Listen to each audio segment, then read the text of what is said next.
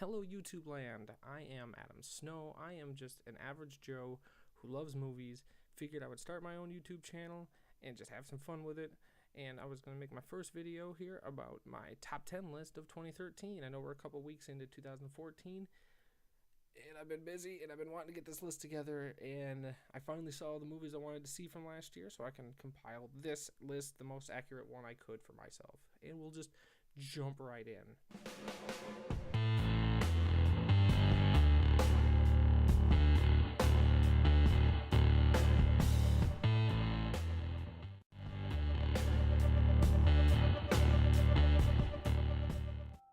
Mr. Woodruff, you've tested positive for HIV. Have you ever used intravenous drugs? Have you ever engaged in homosexual conduct? Homo. Did you say homo? You made a mistake, because that ain't me. Mr. Woodruff, we estimate you have 30 days left. At number 10, Dallas Buyers Club. This movie was fantastic. I wasn't even sure what it was about when I went into it, but when I started watching it, it just pulled me in. It just sucked me in with some great characters, with lots of great acting, especially Matthew McConaughey, who probably deserves some awards for that role. I'm just saying. But it was just so powerful. It was so moving. And yeah, it's number 10 on my list. It's a good film to kick off the list.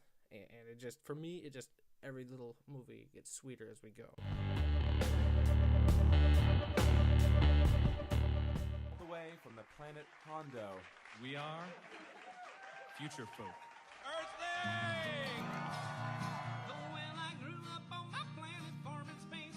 I want you to rock this place out every night. Number 9 is a small movie that I don't think anybody's ever heard of. It is called The History of Future Folk, and it is a movie about an alien who comes to Earth to destroy us and terraform his planet to save his own, and instead, he starts a folk band. And it's a lot of fun. It's got some heart. It's definitely very funny. And it's just one of those movies I saw and I was like, this could be a lot of fun, and it was, and it's number 9, and that's simple as that.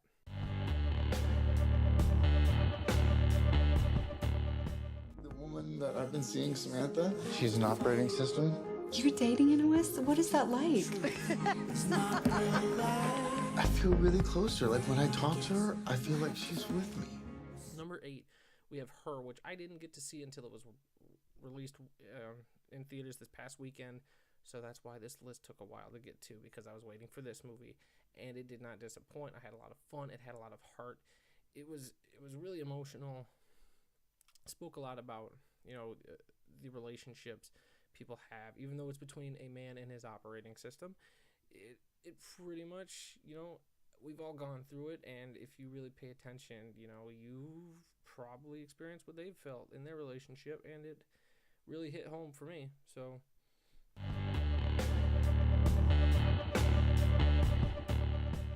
will make you answer for what you did. You have no idea what you have done. I will walk over your cold corpses. And at number 7, here we go. Here's a popcorny movie for you. Star Trek Into Darkness. I love this movie. I thought it was a lot of fun. Maybe not as good as the first movie, but I love Benedict Cumberbatch. He totally owns this movie when he's on screen. And I just like J.J. Abrams directing, and I think visually this film was just stunning. It was breathtaking. I saw it in IMAX, and it was amazing. And sure, it's not going to win any awards, maybe for effects, but for me, it was satisfying, and I had a lot of fun, and that's what movies are about. They don't always have to be artsy, depressing movies, but this one just, is so sweet. How does this actually work? There's a big money sign. They get launched at the time they stick. This is their gift, okay? They're built to be thrown like a lawn dart. Stop. Okay? Safety first. Safety is first. We don't want to get a bad reputation.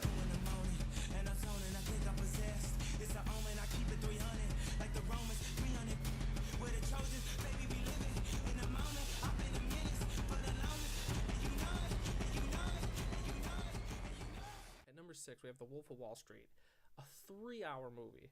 One more time, a 3-hour movie, which I enjoyed every second of. It was a lot of fun. It was very entertaining. Leonardo DiCaprio gives one of the greatest performances I've ever seen him give. It was a lot of, just him hamming up the screen pretty much. And I've never seen him ham it up, but he hammed it up.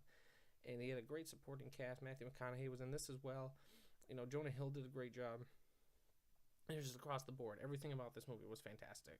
From the direction by Martin Scorsese to just the music. It was just, everything was almost pitch perfect. There might have been a few things here and there. I thought it maybe 10 minutes long. But even then, 3 hours, it was beautiful. It was fantastic.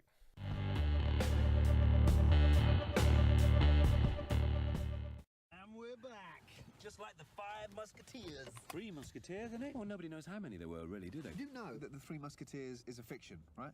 Written by Alexander Dumas. A lot of people are saying that about the Bible these days. What, that it was written by Alexander Dumas? Don't be daft, Steve. It was written by Jesus. Are we there, yeah? Let's do this! All right, here we go. Number 5, The World's End. Probably my favorite comedy right now. It was just so good. Edgar Wright is one of my favorite directors. Sure, all he's done is comedies, but he knows how to flat out direct. He gets great performances out of, his actors who he's worked with before, Nick Frost and Simon Pegg. And they just have such a good chemistry. And I think it's really hard to do comedy. And I feel like if you can do comedy really well, it deserves to be recognized. And they did comedy really well. It was really witty jokes. Everything was just lightning quick delivery, lightning quick jokes that you really have to pay attention to and even see the film a couple of times to really catch everything and all the background gags, which I really like some of the background stuff. It was just, if you pay attention, you'll see different stuff at different pubs. And it's just funny to see how everything kind of connects in the end. And it's just a lot of fun. Number 5.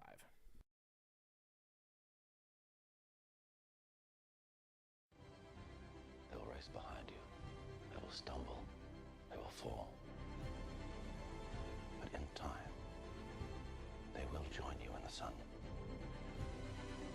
In time, you will help them accomplish wonders.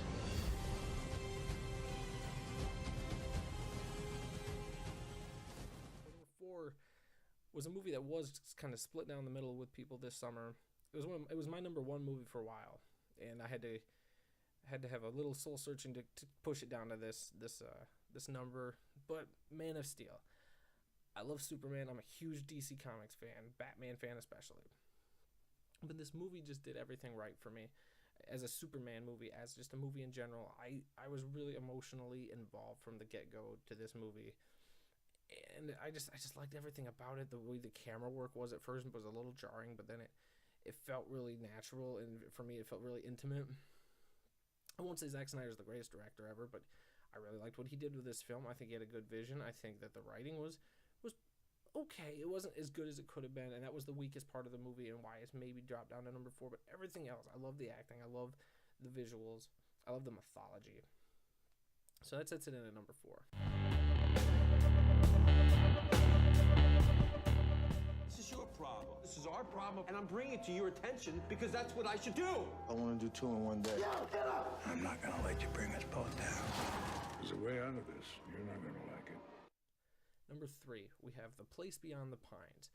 This movie was one of the earlier movies I got to see this year, and it really blew me away because I didn't know where it was going. Because you thought it was going to be one movie, you go in, and then it's a second movie, and then it's a third movie. There's like 3 movies in one. Everything connects in the end, and it was just so good. The direction was fantastic. Ryan Gosling and Bradley Cooper do an amazing job. And it was just, the music was fantastic. The visuals, just that indie look to it, the real grainy film was it was perfect for the tone of the movie. And in the end, I couldn't help but smile at the end, even though the ending is a little, which is why it's number 3 and maybe not number 1. The ending is a tad just not as good as the rest of the movie, but even then it wrapped everything up, and I just left the theater happy with the experience.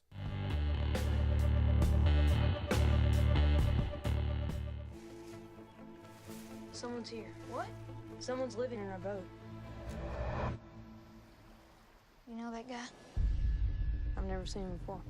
What'd you say, boys? You got crosses in your heels. Nails, shaped like crosses. What for?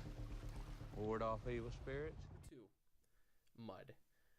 Again, another Matthew McConaughey-led movie. I don't know if this performance is better than his Dallas Buyers Club performance, but it was really good, and I was really blown away by it. And it's this movie that made me a huge Matthew McConaughey fan. Like, I was starting to lean towards his way after seeing the last 2 movies he did, Bernie, and he did, I believe it was Killer Joe.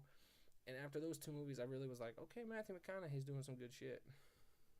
And here he is. He does another great performance.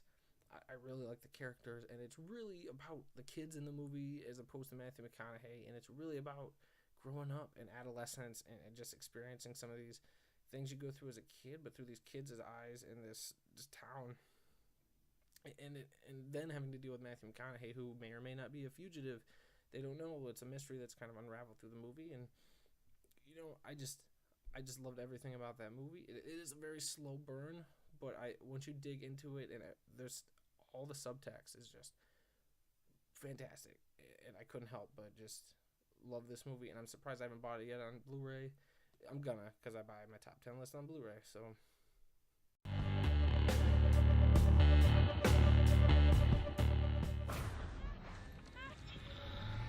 Explorer's been hit.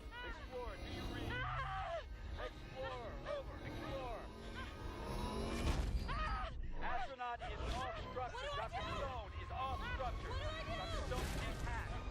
Must detach. okay, and that leads me to number 1.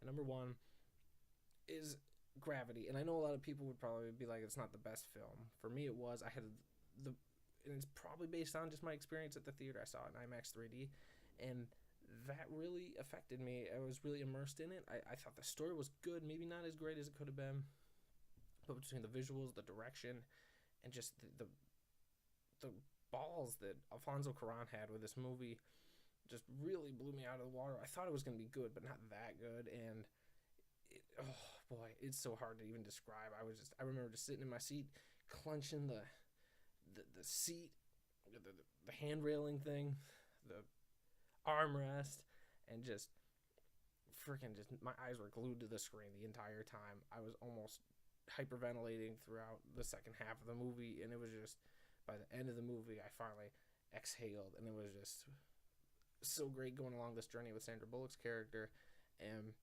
seeing where she ends up. I just thinking about it, I can't wait to see it on Blu-ray, and that might affect my ranking of it, because on Blu-ray, you know, it's not on the IMAX screen yet on your television, and it might not be the same experience, who knows. But for me right now, just thinking back to all those theater experiences, that movie just blew everything else out of the water. So that was my top 10 list. I hope you enjoyed. Do you agree, disagree? I mean, I'd like to hear what you have to say. Just leave a comment down below. Let me know what your top 10 list is. I'm actually really curious. I love top 10 lists, and I like to hear other people's top 10 lists. So click the subscribe button if you like the video. Click like. I mean, it's appreciated. Just feedback overall. So I'm Adam Snow, and I hope to see you next time.